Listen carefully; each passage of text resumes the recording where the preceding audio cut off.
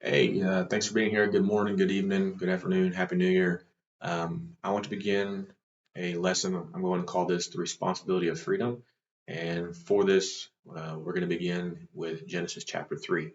At this time, feel free to pause the video, read this yourself if you'd like.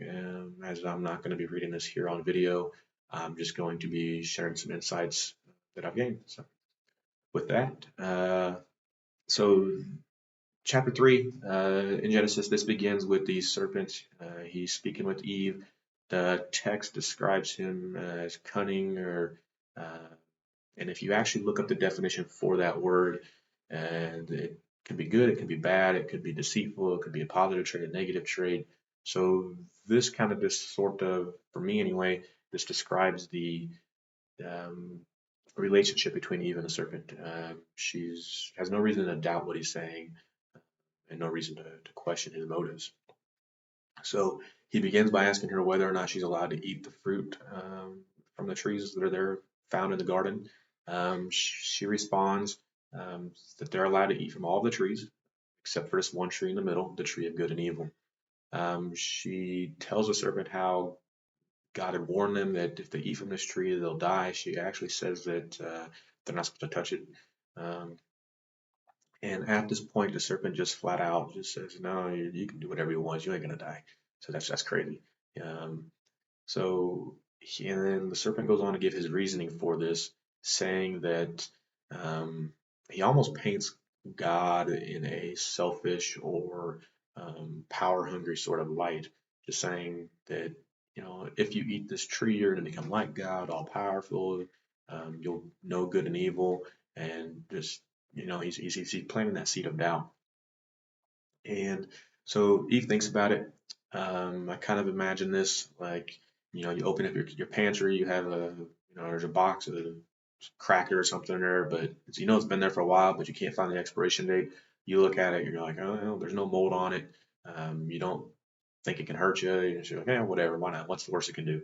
And that's kind of how it is going here. She's looking at this tree. She's serpent's kind of put this in her mind. She's looking at it and she's like, well, um, that she sees that the tree is good for food. It's delightful to look at, and she has a desire for wisdom. It says the wisdom's desirable, or the pursuit of wisdom. That's a positive trait. So she can't see any reason why, other than what God had said, she can't see any reason why um, eating this fruit would be bad. So they both, Adam and Eve, they both end up eating from this. Um, she eats it and she takes it to him and says, "Hey, here, have this." Um, and then at this point, this is when they both realize they're naked. Um, Ashamed, they fashion some loincloths, they cover themselves up. Um, a little bit of time passes and they can hear God approaching. This is something they do daily on the regular. He comes down, checks on how things are going, um, and they hide. So when he gets down there, it says that he doesn't see him. So God calls out, and finally, this is when Adam acknowledges and says, "Yes, I heard you coming. I was naked and I was afraid, and that's why I went and hid." And God's like, how's this possible? And he just asked the question, "Did you eat from the tree?" And at this point, Adam tells him that Eve had given him some of the fruit from the tree and that he did indeed partake of this. So then God goes to the woman, asks the woman the same question, and she says, "Hey, yeah, I did, but it was a serpent. The serpent deceived me." So some people might get the interpretation or might be of the assumption that good and evil did not exist at this point, but I would argue to the contrary. Um, if I told you that I was going to give you a red car, what good does it do for me to tell you that I'm giving you a red car if you don't know what red is? So, um, from the text, God very clearly, He's called this tree the tree of good and evil. Uh, Eve, when she's retelling the story to the serpent, she acknowledges it as the tree of good and evil. So, so again, that description, the words there, they're there for a reason.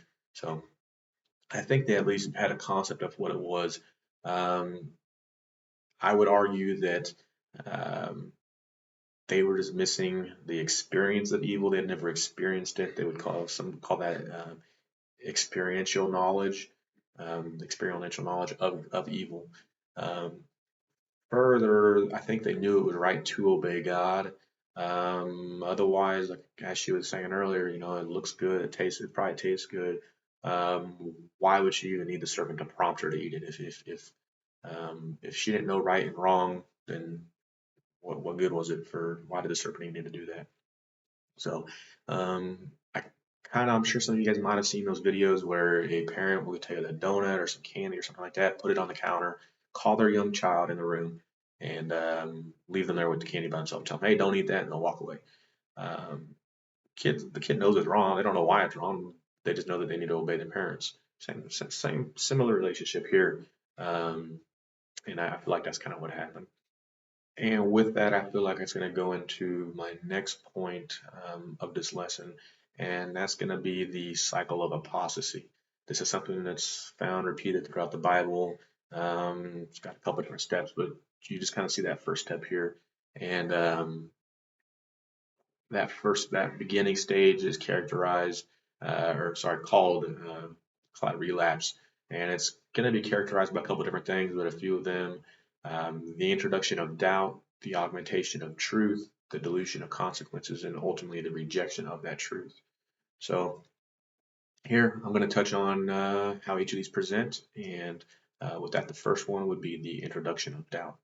So in Genesis 1 and 5, we can clearly see the introduction of doubt. We can see this element first when the serpent questions what God said, and secondly by asserting that God is selfish and painting him in this selfish light.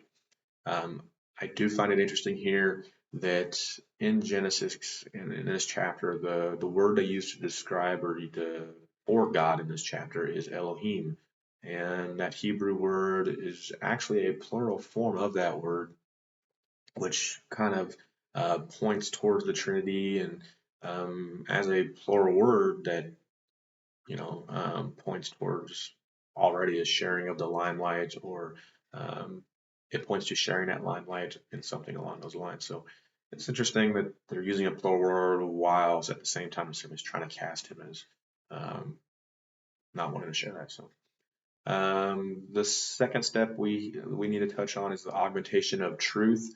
Um, the augmentation of truth, this is found in verse 3. So when Eve is retelling the rules about how to take care of the land and the prohibition against the tree of knowledge, if you go back into chapter 2 of Genesis, verses 16 and 17, actually, God never forbids touching the tree. So for some people, this might be a minor plot element, but it serves to demonstrate a point. And further, if we believe the text to be of divine inspiration, it's um, we simply cannot affect we simply cannot accept that this is due to a lack of attention by the author. So the reasoning behind why that word or isn't the reasoning behind why the word is or is not there is important. That's something that I think we should look at. Also, if you look at the message of Revelations chapter 22, verses 18 and 19, it talks about adding to and taking away um, from what is written. So um, those things kind of correlate to each other. So at this point, I want to note it's only after Eve augmented what God had said, it is she added to what he had originally said, that the serpent was able to begin the next step, which is to dilute the consequences. So I feel like this serves as a reminder, and I feel like this serves as a reminder to the importance of maintaining a strong spiritual foundation, so as not to be deceived. There's no reason to open the door for temptation, and that door for Eve was only opened after she change what was said, and that only happens through a shaky foundation and not being uh, sound in your biblical knowledge. So that's just something to think about. So the next step, dilution of consequences. This is the third step, and here in verse 4, the serpent blatantly calls God a liar. he says, nope, you won't die. So consequence went from being death to nothing. And then he even does almost a 360, and he says that no, in fact, you're not going to die, but you're going to become equal to God. You're going to become all powerful, all knowing. Um, so it's a complete twisting of the actual truth. And then in verse 6, we can see how Eve actually rejects the original truth of don't do this, and she accepts what the serpent had told her. And that new truth just so happens to be more closely aligned to her own desires, which is to obtain wisdom. So we all have our own desires, and we're called as Christians to, um,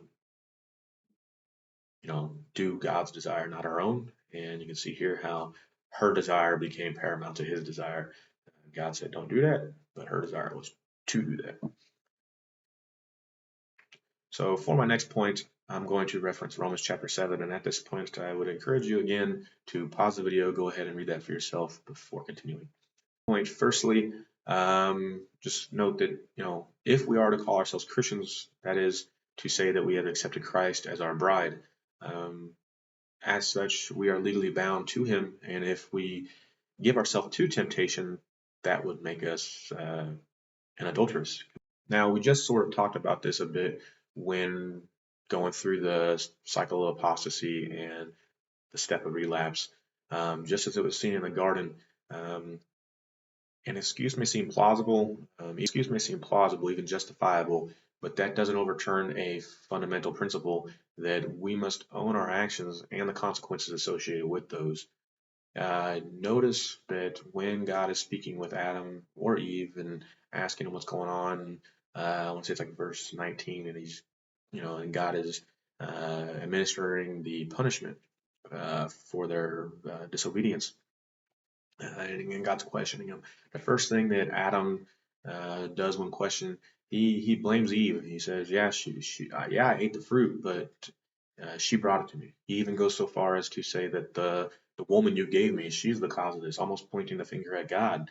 Then you have Eve again. She acknowledges it, but then she turns around and says that it's the serpent's fault. The serpent, he deceived me, and that's almost the same. I mean, so as you can see, both Adam and Eve they try to point the finger at someone else other than themselves, uh, to have someone else take the fall or take the blame for their actions, whereas they both were responsible for their own actions, and they should have taken ownership for that. And sometimes I'll notice that people will say that God is unjust or unfair in terms of his punishment and his treatment of people throughout the world. But I notice here that he doesn't. The word curse is only used when describing the ground or the serpent. He doesn't directly curse either Adam or Eve, and that's just interesting to me. And also, if you look at the different punishments that were dished out, the serpent was cursed, and the usage of that word, and I was going to say he was cursed more than any other animal. Then you have Eve, who has to bear the pain of childbirth, and lastly, you have Adam, who has to work in the fields. And I would argue that the pain and suffering of working in the field is lesser than the childbirth. Um, Not many people would say they enjoy childbirth per se. So I think each one of those punishments is to a lesser degree as you get down from the ultimate cause of how this whole thing started. Yes, we are all guilty, but at the same point, sometimes more than others. Um, I notice here too, I think about our society and sometimes how people argue or discuss, they'll say, the deterioration of our society, and there'll be debates about the cause for that or what's, who's to blame and stuff like that. But how often do we sit back and consider ourselves as the cause for what we see going around us? And again, I look at Adam and I think about how it says, he knew where the fruit came from. He calls it the tree. He knew what tree God was referring to, and he could have stopped it there. He could have precluded all this from affecting him, but no, he succumbed to the peer pressure and did what was going on around him, whether it was right or wrong. He took part in that 100%. So, like I said, peer pressure, that's something that I think we should be aware of. And this brings me to Romans chapter 7, verse 15. And specifically, it says, For I do not understand what I am doing, because I do not practice what I want to do, but I do what I hate. So, strangely enough, being the new year and New Year's resolutions being on the tip of everyone's tongue, this verse is kind of surprising to me. We all have this desire to do something, and sometimes it's harder than it is. Sometimes it's hard to do that and follow through with that, and not only spiritually, but in this world as well. So it's just interesting the timing of finding that verse. And this is to say that we can't serve God in mind alone. And that's what Paul was describing there in Romans. And I think this is something that is familiar with all, us as well. Adam knew in his mind he was wrong and that his actions were wrong as well. But Adam knew in his mind what he was doing was wrong, but his actions precluded him and he did otherwise. So, um, my final point here is, or before I get into the final point, I just want to talk about or point out the fact that I think universally we can agree that murder is wrong. But strangely enough, is even with as advanced as technology is, people continue to hide it and get away with murder. They think somehow they can commit the act of murder and not get in trouble for it. Now, with that being said, consider again Genesis chapter 3, verse 8. And the first thing they did after they ate the apple was they covered themselves up and they hid. They thought that maybe if they hid, that somehow God would not find them. Um, this shows that even when we have a personal relationship with God, it becomes easy to hide. And therefore, we need to make a concerted effort, concentrated effort, not to hide. We should confront our guilt. We have a responsibility to confront our guilt. We have the freedom not to, and that's human nature. But we should confront that guilt and do what we can to become, through Christ, become clean of that guilt.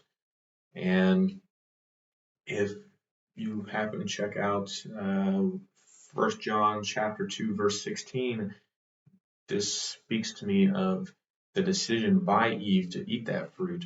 And I feel like just as Eve should have done, many times throughout our life, when we make a decision, we should step back and ask ourselves from where that decision or that impulse is coming from and make sure that we're doing it for the right reasons. And that's all for today. And until next time, get in the Word.